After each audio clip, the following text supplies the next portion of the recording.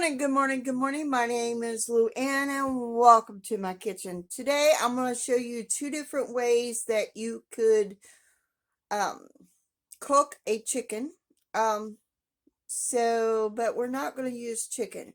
We're going to use rabbit, which is an alternative to chicken. But if you find a great deal on a whole chicken, this is how you can do it. So this is basically to debone your chicken.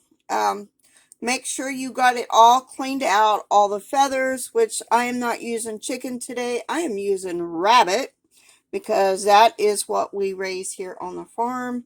Another alternative to chicken because, I know what went into this rabbit. So we're going to plug up our slow cooker because this is a slow cooker recipe. Plug it in, turn the heat on, and let it cook for 7 to 8 hours.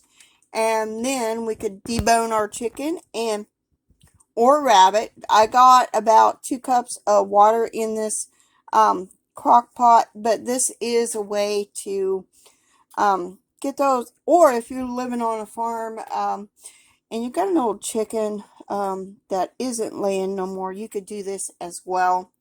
So I'm going to turn the crock pot on low and let it cook for 7 to 8 hours. And then we will debone this and put it in a bag or a jar for our freezer.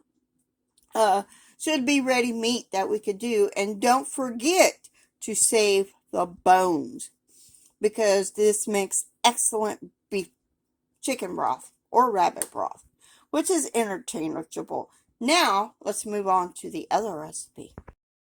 That we can get our chicken is using our Instapot. So I'm going to cook this. Hit it one more time. And which I have a Power Quick Pot. It's the same thing as an Instapot. I got my rabbit or chicken in there and I'm going to pressure it. I do have water in there. I didn't put no seasonings in there. I will put the seasonings on the meat once I debone it. But this is just another way we can cook our older chickens. If you're on a farm or if you got a good sale, and then you can can the chicken after you debone it, or you could put it in the freezer for a quick meal. I mean, you need something for a quick meal. This is just an idea, 2 different ways to do it. Or you could also use if you have a bunch of them, you could cook it slow all day on the stove as well. So that is it for today. So see y'all later and have a very blessed day and keep making those things from scratch. Now we undo the steam bucket, or you could also just let it come down to pressure on its own. But I'm gonna undo the steam bucket just because. Make it quicker so we can debone our rabbit or our chicken, whatever the case may be, on your end. So let's turn my seal off. So one of our chickens, aka rabbit, is done. From the pressure cooker. Now I just got to debone it. And do not throw away that broth. That broth is so, so good. And of course, don't throw away the bones because you can make broth out of those bones as well. So now I'm just going to debone this one. This is from the pressure cooker. So there we go. So this is one chicken, rabbit, whatever that I have deboned.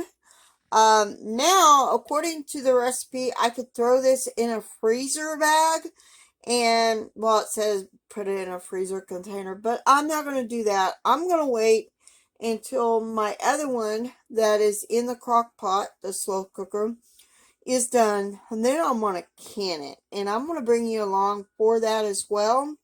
And that broth that you cooked that in, don't throw that away because we could use that and add our bones back into it. and we can make more broth from these bones. And I'm going to try something I've never tried before. There's a YouTube channel, I don't remember what the name of it is, where they make broth 3 or 4 times with the same bones. And then after like the 4th or 5th time, when the bones start becoming brittle, they dry them out and they make their own bone meal. So I'm going to try that. I don't know if I will succeed, but I'm going to use rabbit bones. So these will go into a cooker and it'll be broth for the dogs because we've already done once. Well, I'm going to do it one more time and I'm going to can it, and then the 3rd, 4th, 5th time, however long it takes to make the broth, I am going to use that broth for my dogs, and then that broth, the bones, will be turned into bone meal. So that is my plan. So now I'm just going to put this in a bag, the bones and the broth in a bag, and put it in the fridge along with the meat. I'm going to wait and see how that goes. And then that is it for today. So see y'all later, and keep making those things from scratch. And if you don't know how, keep learning. And if it don't succeed once, keep trying it over and over again until you get it. So God bless.